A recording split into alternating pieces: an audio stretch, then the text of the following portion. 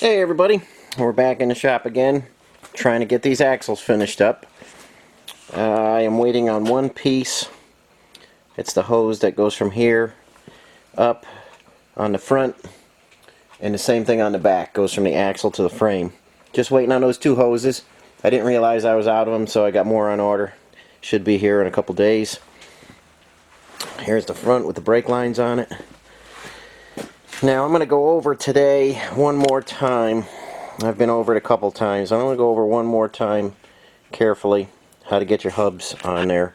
Not the freewheeling hubs, but the actual hubs. We're going to grease those, and we're going to put the lock nuts in there. I'll show you the sequence. I get so many axles in here where the seal's in backwards.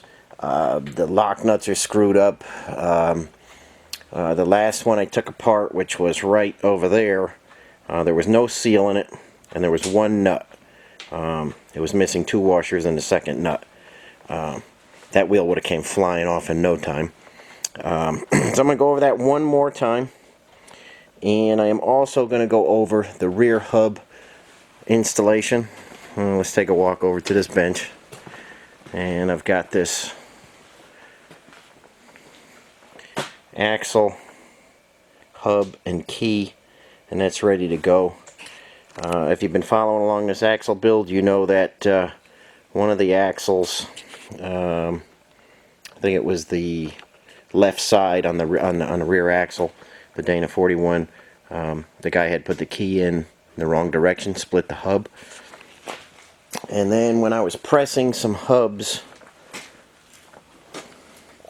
here we are over in the junk pile, there is another split hub, and that came off of the parts axles we were using. And the trouble with that one is they let the nut get too loose. So I know it might be redundant, you've probably seen this before, but for the guys that haven't seen it, I'm going to show it again step by step so you don't mess this up. It is super easy to split your hub, and you won't even know it happens until your wheel starts wobbling and you get some noise back there. So I'm going to get set up, and we'll do the back first, and then we'll go step by step on the front. Okay, here we are on the right side rear hub. You see our slot is up. And I think you can see the taper in the key. That has to go down and forward like that to match the machining of that groove. Don't flip it around, don't turn it upside down. This angled portion right here goes down and forward. And you don't put your key in first and then put the hub on, because that'll just drag the key in there, run it up the angle of the machining, and it'll split your hub. So I've got a little bit of light grease on the hub here, because that goes into that little seal. Okay, we're going to put that on loosely like that. Here's our key. Angle portion down and forward. Now's the time to put your key in. That's almost all the way forward. Give it a few taps.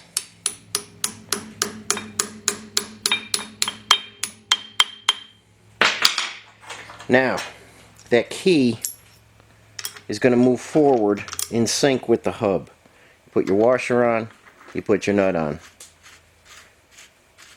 The key can't get ahead of the hub.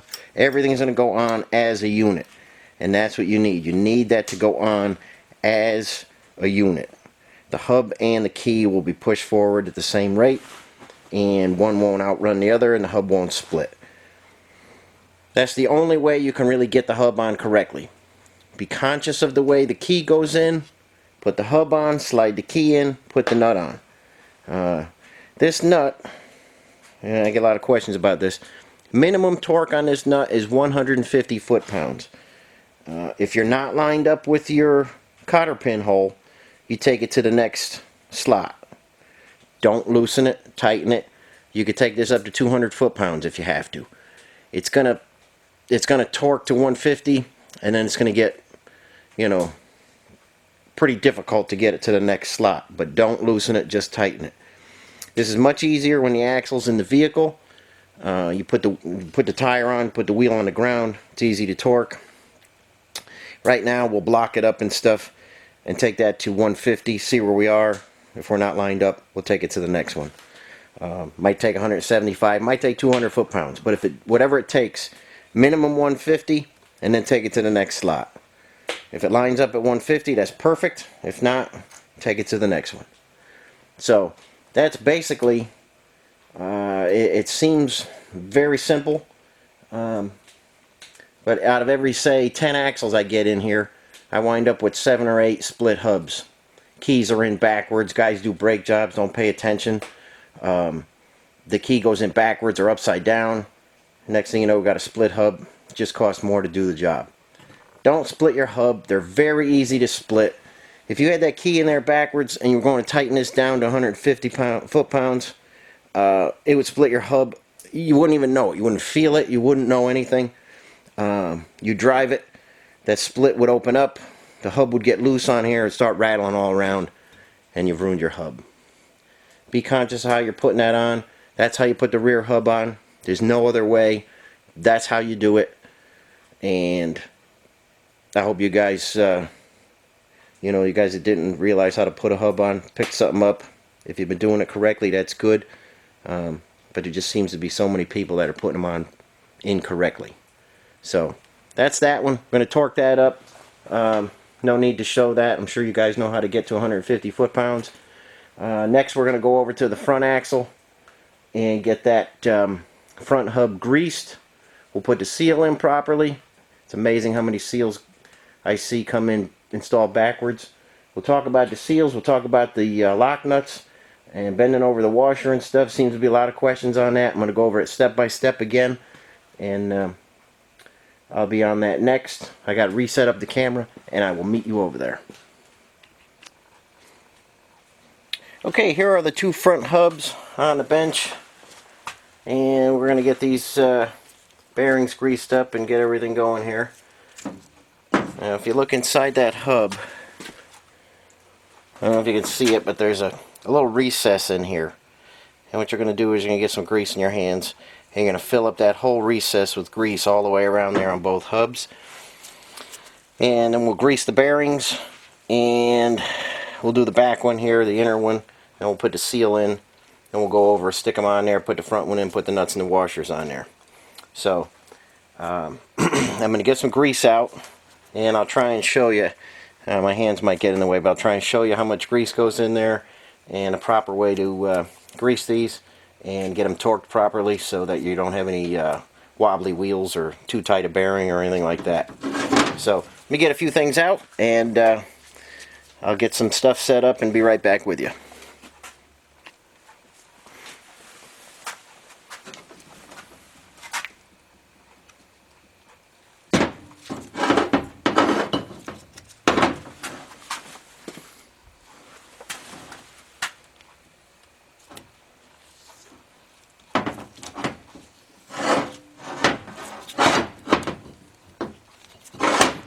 You just want to fill that recess up.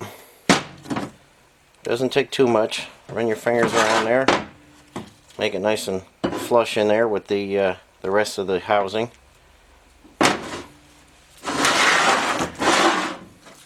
And we'll do that on both of them while we got the grease out.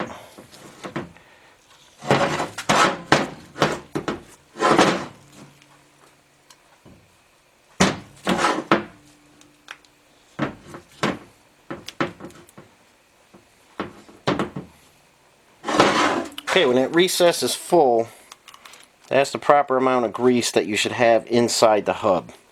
We're going to grease the wheel bearings as well, but that's the recommended amount of grease that you should have inside the hub. Get that out of the way.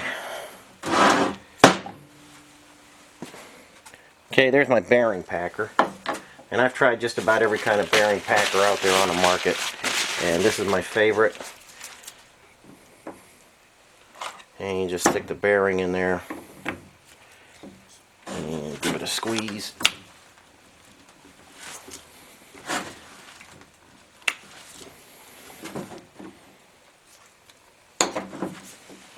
And I hope you can see that.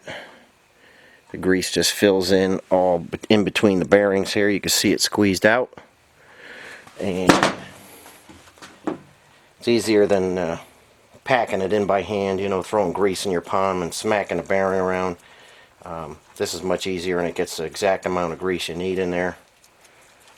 We'll just push the rest down in there, and that goes in the hub. I'll do another one.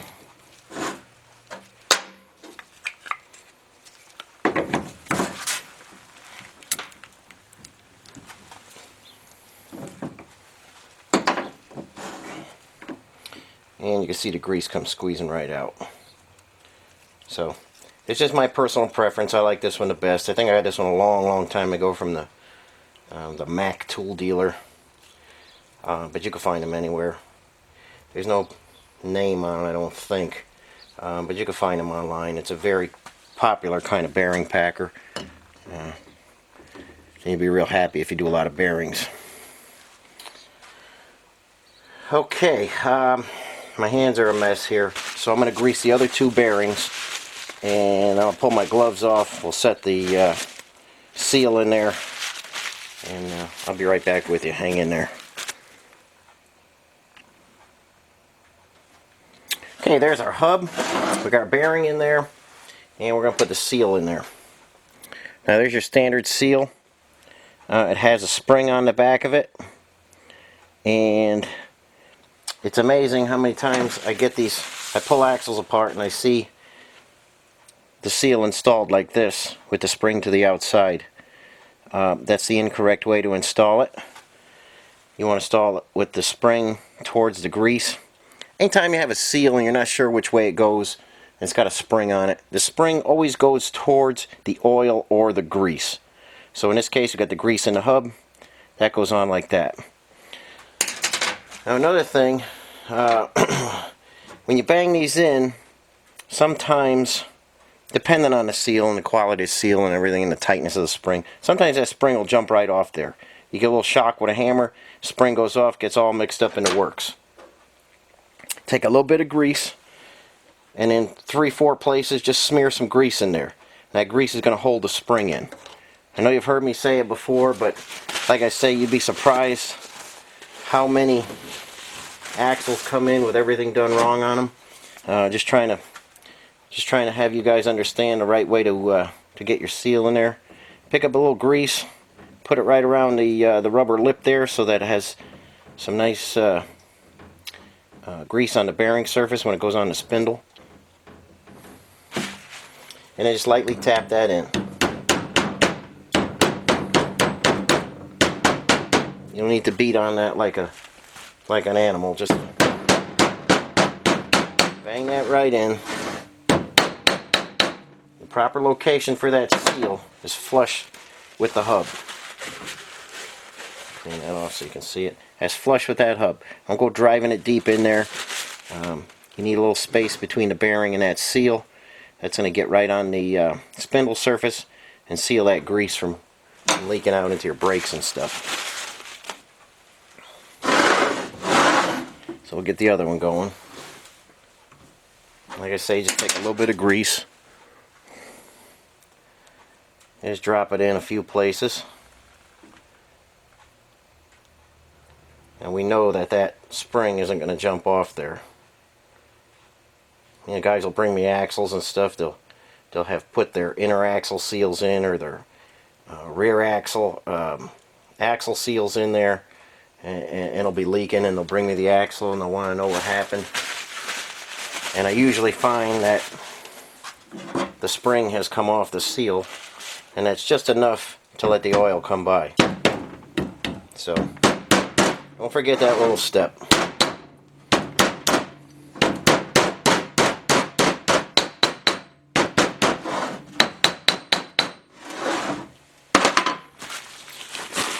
Okay, we're going to get ready and put these on the vehicle.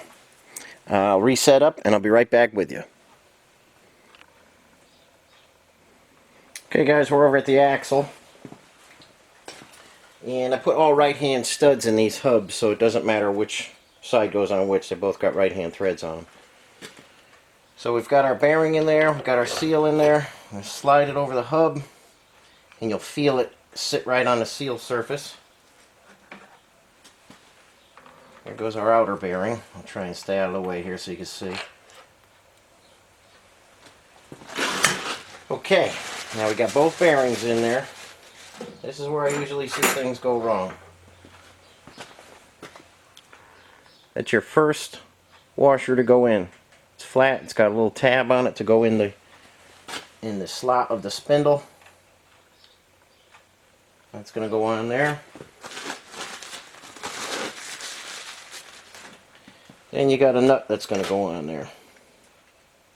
And I always use new stuff because most of the time people have been in there with chisels and made a mess of things. If you're going to do any kind of hub work, get yourself a hub socket.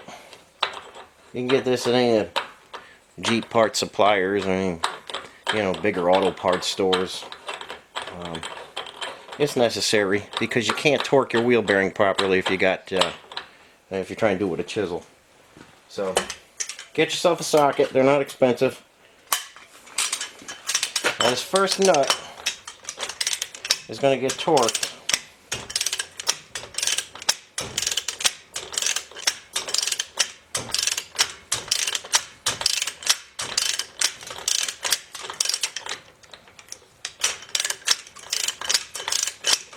Thought I was a little further along there. This first nut's going to get torqued. Let's try and take it. There we go. To 50 foot-pounds. It's going to seat your bearings. I'm going to give that a spin. Like I say, just about everything's easier when it's in the vehicle. And there's another case where it'd be easier if it was in the vehicle. But we'll grab hold of it and we'll torque that to 50. Okay, that's 50 foot-pounds. You can feel there's a tiny bit of drag on there. And what we're going to do,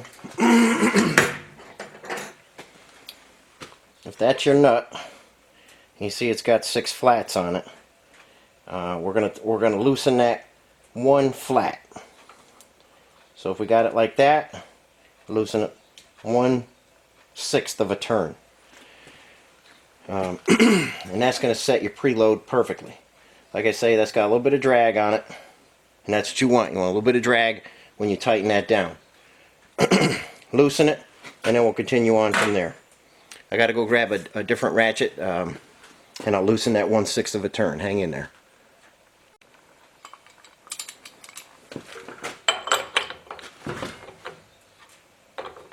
Okay, I'll try and do this without flipping the axle over.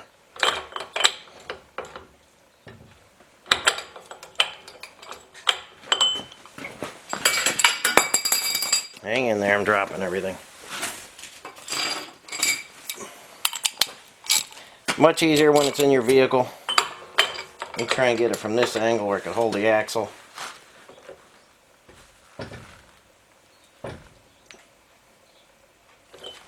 Okay, there's 1/6 of a turn. Hope I wasn't in the way too much. And that's what you want. So, scoot out of the way again. Now your next washer to go in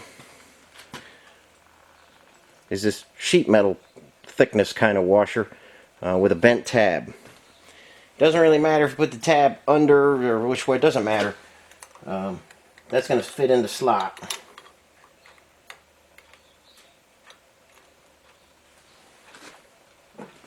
Then your outer nut's going on.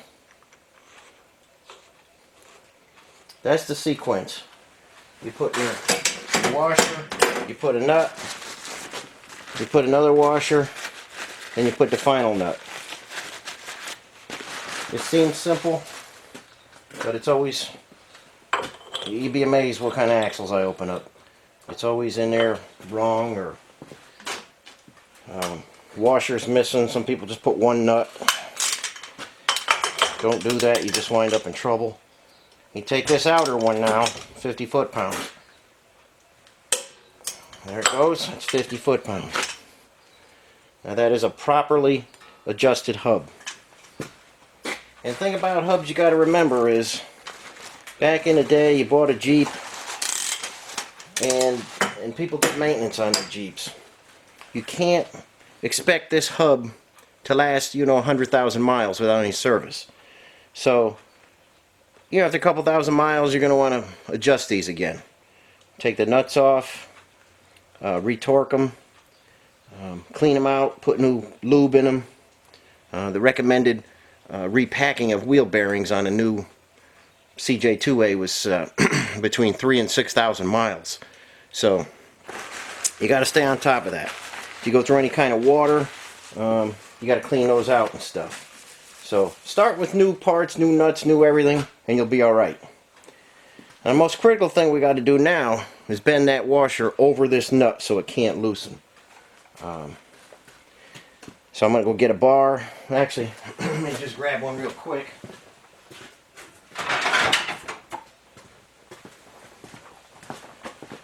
Okay, I just got a standard bar here. Just get in there on one of the flats. Grab the washer. See if you can see what I'm doing here. Might be hard for you to see, but just get in there, grab the washer. Put some pressure on that, and it's bend that washer right down. And that's critical that you lock that in place. Don't forget this step. Lock it down good. I'm going to try and get you in there. Hang in there. You see that washer is flattened out right on the top? Critical that you get that done.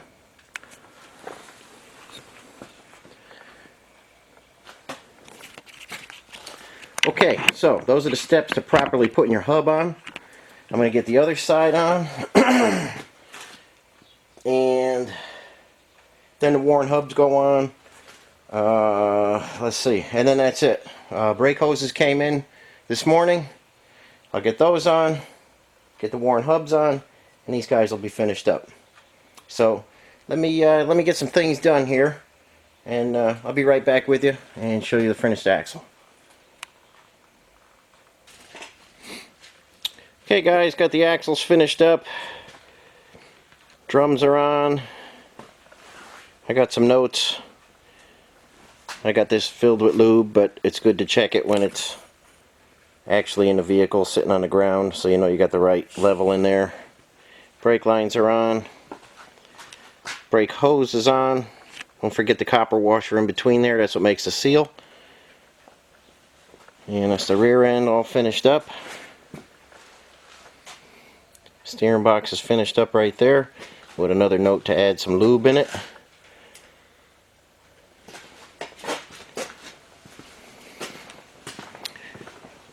And here's the front. Brake hose is on. Center section's lubed up. Knuckles are full. Brakes are going to need to be adjusted after they're bled. There's those good looking worn hubs on there.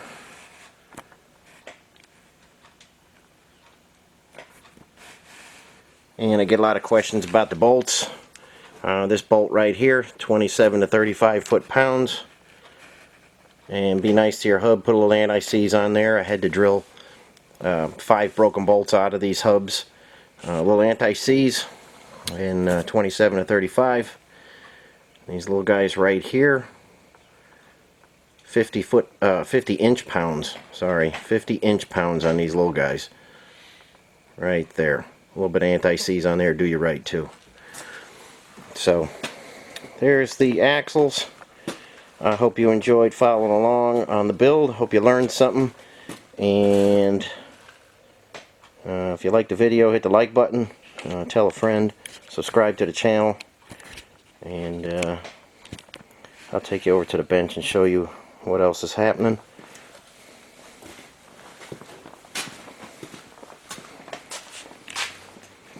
Starting to work on the doors for the snowblower Jeep. Getting a window regulator in there to stop. Getting all the fuzzy window channels in there. And I'm going to make a weather strip so that the water doesn't hit the window and run down inside the door like they had that from the factory. So I'll show you how I make that weather strip. And I've got to get everything fit and make sure it works. I'll take everything out, do some painting, and we'll get these together. So a little bit of everything going on, but thanks for watching, and I will catch you on the next video.